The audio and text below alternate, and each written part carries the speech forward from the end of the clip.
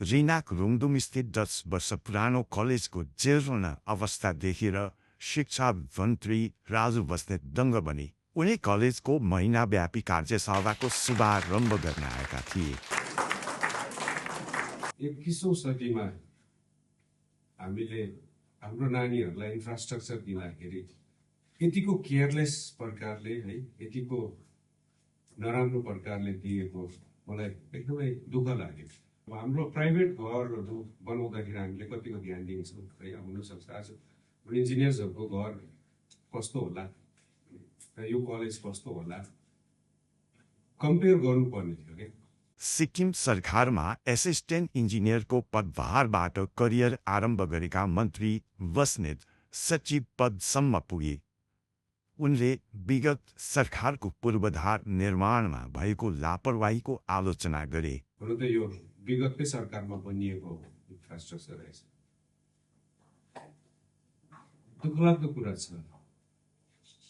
कसैले ध्यान दिँदैन। Nobody applies their mind, nobody. Contract award गर्नु, टेन्डर गर्नु र कन्ट्र्याक्ट अवार्ड गर्नु मात्रै इन्जिनियरिङ सेलहरूको जिम्मेवारी हो। त्यहाँदेखि पछि आएर बिल बनाएर पास गर्नु, तर निगरानी राख्ने उहाँहरूको एकदमै उहाँहरूलाई जरुरतै महसुस हुँदैन। यो एकदमै अचम्म लाग्दो कुरा छ। इभन जुनियर इन्जिनियर धरि साइडमा बस्दैन। उनले रिना कलेजको पूर्वाधार निर्माण तथा मेन्टेनेन्समा भएको लापरवाहीको सम्बन्धमा मुख्यमन्त्री एवं स्थानीय विधायक पीएस तामाङ गोलेलाई पनि अवगत गर्ने तथा आवश्यक कारवाही गर्ने बताएका छन्। रिनक मुख्यमन्त्री महोदयको इलाका यो सेमसाको कन्स्टिट्युएन्सी पनि पर्छ। यहाँ यस्तो केयरलेस हुन्छ भने अरू ठाउँ झन् के हुँदो।